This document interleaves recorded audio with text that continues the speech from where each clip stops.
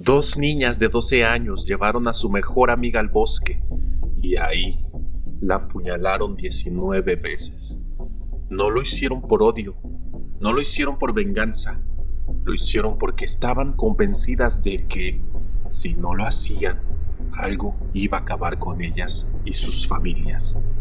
Ese algo no era una persona, no era una secta o una religión o algo parecido.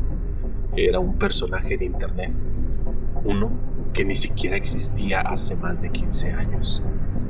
Esta es la historia de Slenderman, como una creación digital, nacida como un simple concurso de fotos editadas en un foro de internet, se convirtió en algo tan real para dos niñas que casi les cuesta la vida a las tres.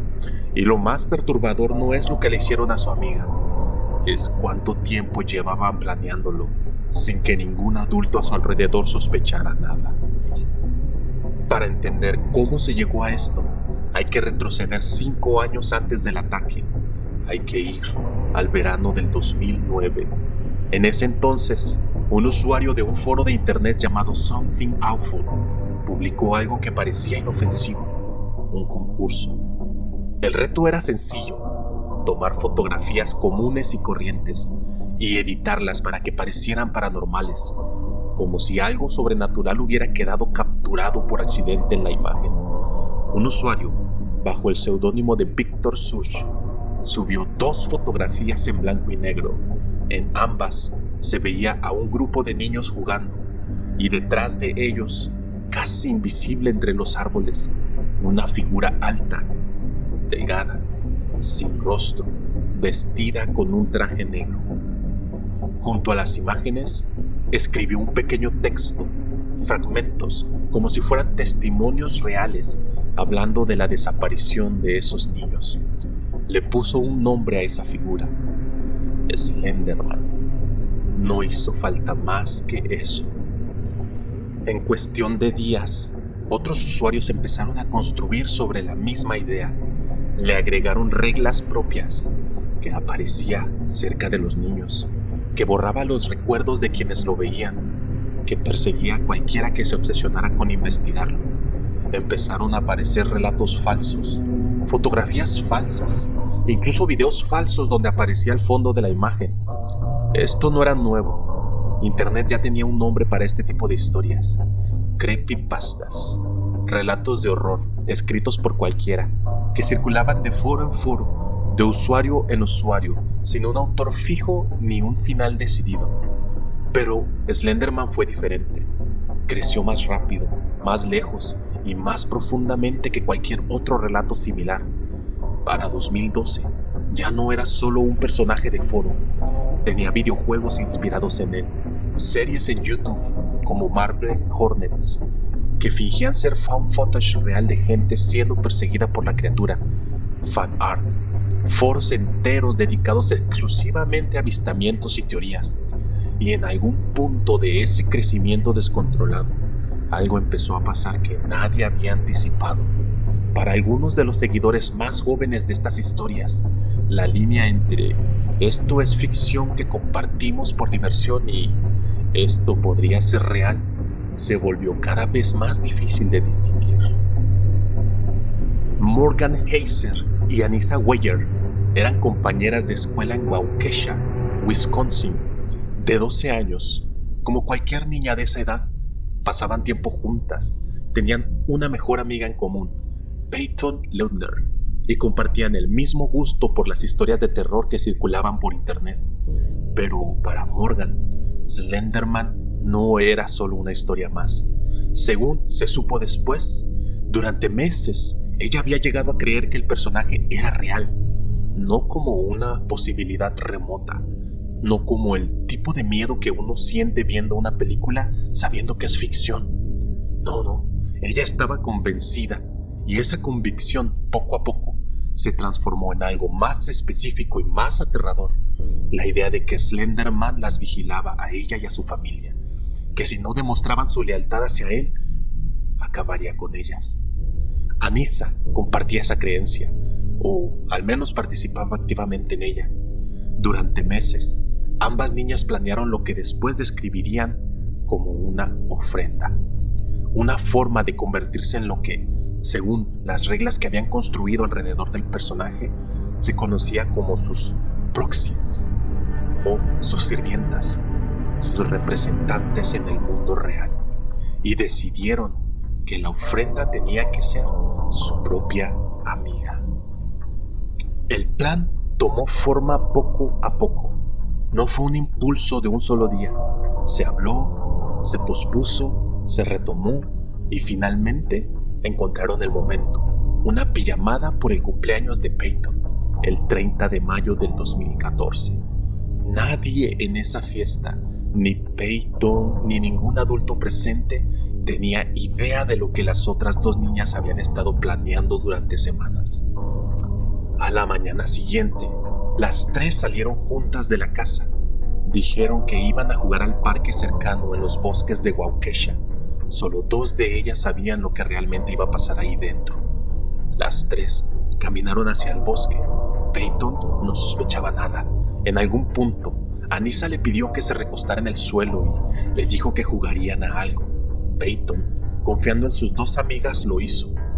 Fue en ese momento cuando Morgan sacó un cuchillo y comenzó a apuñalarla 19 veces en el pecho, en el estómago, en el diafragma, el hígado. Una de las heridas pasó a solo unos milímetros de su corazón. Peyton gritó, suplicó que se detuvieran y, en algún momento, según relató ella misma años después, Anissa le dijo algo que se quedaría grabado para siempre en la investigación de este caso. Sería más fácil si simplemente te quedas quieta y dejas que pase. Cuando terminó, las dos niñas dejaron a Peyton ahí, sola, gravemente herida, y se alejaron caminando por la carretera, como si nada hubiera pasado. Peyton no murió. Con las heridas abiertas, logró arrastrarse fuera del bosque hasta llegar a un sendero cercano. Un ciclista que pasaba por ahí la encontró y pidió ayuda de inmediato. Fue trasladada de emergencia al hospital, donde los médicos lograron salvarle la vida por muy poco margen. Mientras tanto, la policía encontró a Morgan y Anissa caminando por la Interestatal 94, todavía cerca de la zona, sin ningún intento real de escapar ni de ocultar lo que habían hecho. Cuando los investigadores las interrogaban por separado, ambas dijeron básicamente lo mismo sin dudar. Lo habían hecho por Slenderman, para convertirse en sus proxies, para proteger a sus familias de lo que estaban seguras les esperaba si no cumplían. No mostraron arrepentimiento inmediato. No entendían del todo, según los propios psiquiatras que las evaluaron después, la gravedad de lo que acababan de hacer. Para ellas, en ese momento, habían hecho lo correcto. Lo que siguió fue un proceso legal que dividió opiniones durante años. Morgan y Anissa fueron acusadas como adultas. A pesar de tener apenas 12 años en el momento del ataque, Morgan enfrentó un cargo de intento de homicidio en primer grado. Anissa, uno de segundo grado, por su papel de incitación durante el ataque. Pero el juicio no giró en torno a si lo habían hecho. Ambas lo habían confesado desde el primer día, sino en torno a una pregunta mucho más incómoda. ¿Realmente podían entender lo que estaban haciendo? Durante las evaluaciones psiquiátricas, se determinó que Morgan padecía un trastorno de esquizofrenia temprana, con episodios de psicosis. Para ella, la creencia de Slenderman no fue solo una obsesión adolescente con una historia de terror. Fue, en cierta forma, el punto exacto donde su enfermedad y la mitología de Internet se cruzaron de la peor manera posible. Ambas niñas se declararon culpables, pero no responsables por enfermedad mental. Los tribunales aceptaron el argumento y, en lugar de prisión, fueron enviadas a instituciones de salud mental. Anissa Weier permaneció internada casi 4 años y fue liberada en 2021. Morgan Heiser recibió una sentencia de 40 años de internamiento y no fue hasta 2025 que se autorizó su liberación condicional a un hogar grupal supervisado. Y Peyton, la niña que sobrevivió a las 19 puñaladas, tuvo que reconstruir su vida, sabiendo que sus dos atacantes eran, hasta ese día, sus amigas más cercanas. Este caso desató un debate que todavía sigue abierto hoy. ¿Hasta qué punto el contenido que circula libremente en Internet, sin ningún tipo de filtro de advertencia, puede llegar a moldear la mente de alguien que ya es vulnerable. Los administradores del sitio donde nació el personaje se apresuraron a aclarar que jamás promovieron la violencia ni ningún tipo de culto real. Y tenían razón, técnicamente. Slenderman nunca pidió sacrificios. Eso lo construyeron capa sobre capa, miles de usuarios anónimos a lo largo de los años, sin que nadie estuviera realmente a cargo de dónde terminaría esa historia. El problema no fue el personaje, fue que en algún punto dejó de sentirse como ficción para alguien que ya no podía distinguir del todo la diferencia. Así que volvamos a ese día de mayo del 2014. Dos niñas de 12 años, convencidas de que un personaje nacido en un foro de internet 5 años antes podía matarlas a ellas y a sus familias si no le entregaban algo a cambio. Y una tercera niña, su amiga, que sobrevivió por muy poco margen a esa creencia. Slenderman nunca existió. No hay ninguna entidad sobrenatural, ningún ser sin rostro esperando entre los árboles.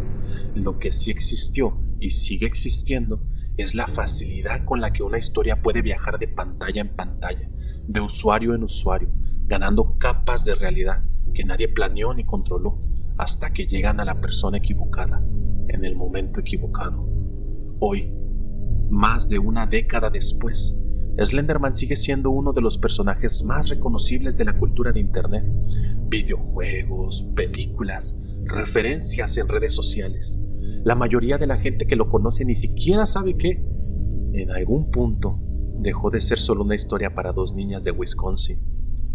Yo te pregunto a ti, ¿cuántas historias, memes o creepypastas has visto circular en tus redes sin pensarlo dos veces? Y si alguna de ellas, para la persona equivocada, dejara de sentirse como ficción, déjame tu opinión en los comentarios. ¿Crees que el problema real fue el personaje, la enfermedad que nadie detectó a tiempo, o la falta de supervisión de dos niñas que pasaban demasiado tiempo frente a una pantalla? Este canal existe para desenterrar este tipo de historias, los rincones más extraños de internet y lo que puede pasar cuando cruzan hacia el mundo real.